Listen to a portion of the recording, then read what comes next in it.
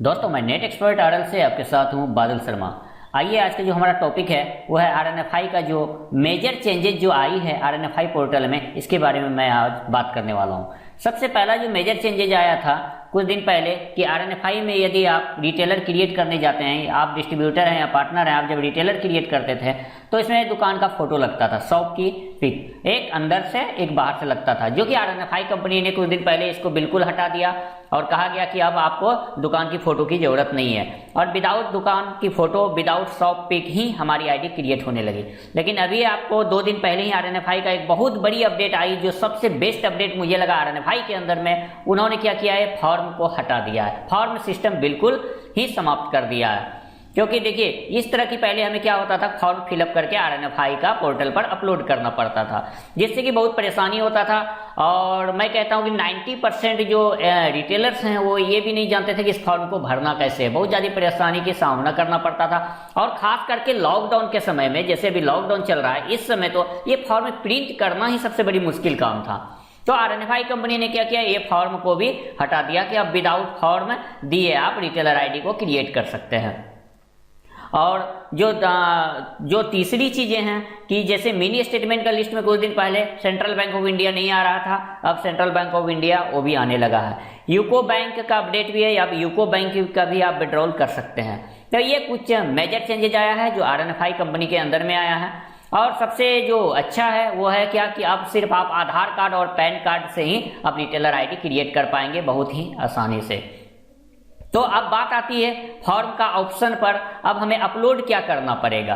तो इसके लिए देखिए, जो भी डिस्ट्रीब्यूटर हैं या पार्टनर्स हैं, जब आप रिटेलर क्रिएट करते हैं तो आईडी प्रूफ का जगह में यहाँ पर देखिए पैन कार्ड ब्रैकेट में दिया हुआ सेल्फ अटेस्टेड पैन कार्ड आपको यहाँ पर अपलोड करना है। अब सेल्फ अटेस्टेड पैन कार्ड किसे कहते हैं, कुछ लोग सेल्फ अटेस्टेड नहीं समझते हैं और क्या करते हैं, पैन कार्ड के नीचे लिख देते हैं सेल्फ अटेस्टेड। ऐसा नहीं करना है।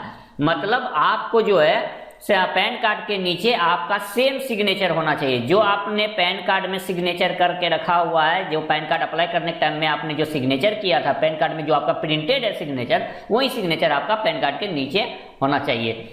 या आप क्या कीजिए कि क्लियर से आप अपना पैन कार्ड का जो है रिटेलर का पैन कार्ड को फोटो स्टेट कीजिए, कलर में कीजिए, फ्रेश कीजिए और नीचे सिग्नेचर करवा लीजिए। यदि ये नहीं कर सकते हैं तो जस्ट आप क्या कीजिए कि एक व्हाइट पेपर में रिटेलर का सिग्नेचर करवा लीजिए और उसके ठीक ऊपर, सिग्नेचर के ऊपर में पैन कार्ड को रख करके फोटो कैप्चर कर लीजिए।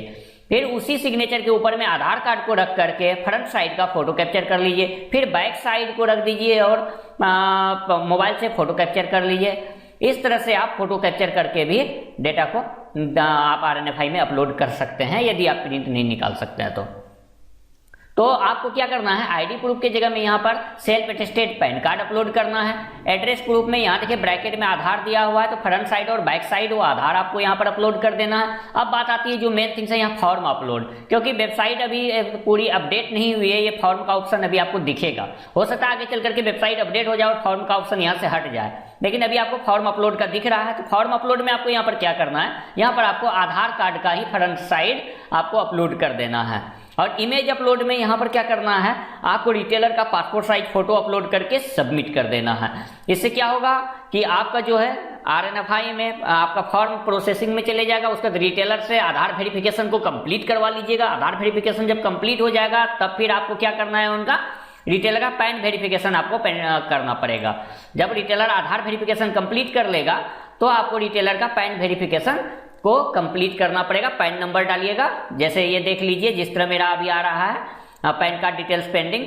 जैसे ही मैं यहाँ पर क्लिक करूंगा उस रिटेलर का मुझे पैन कार्ड यहाँ पर डालना है, वेरीफाई पैन करूंगा। उसके बाद बैंक वेरिफिकेशन में जाएगा और बैंक वेरिफिकेशन में मुझे क्या करना है, बैंक सेलेक्ट करना है और IFSC bank account number enter करना है। एफएससी कोड को कुछ नहीं करना है। तो ये थी मतलब एक अपडेट आरएनएफआई की तरफ से कि आप विदाउट फॉर्म रिटेलर आप क्रिएट कर सकते हैं बहुत आसानी से। बहुत सारे रिटेलर्स बहुत सारे डिस्ट्रीब्यूटर्स काफी परेशान थे या पार्टनर्स काफी परेशान थे फॉर्म की वजह से, बार बार फॉर्म रिजेक्ट हो जाए या फॉर्म कहीं पर फिलअप करने में मिसिंग हो गया या फिर को फॉर्म में ईमेल आईडी पढ़ा नहीं जा रहा है। इसकी वजह से फॉर्म काफी ज्यादा रिजेक्ट हो रही थी, जिसने क्या किया, आरएनएफआई कंपनी ने बिल्कुल फॉर्म सिस्टम हटा दिया है। क्योंकि देखिए आरएनएफआई का आईडी निकलना ये मतलब डिस्ट्रीब्यूटर तो कोई भी बन जाता था, कुछ इन्वेस्टमेंट किया और डिस्ट्रीब्यूटर बन गया। लेकिन डिस्ट्रीब्यूटर बनने के बाद वो रिटेलर आईडी क्रिएट नहीं कर पाते थे, क्योंकि रिटेलर आईडी क्रिएट करना इतना आसान नहीं था आरएनएफआई में।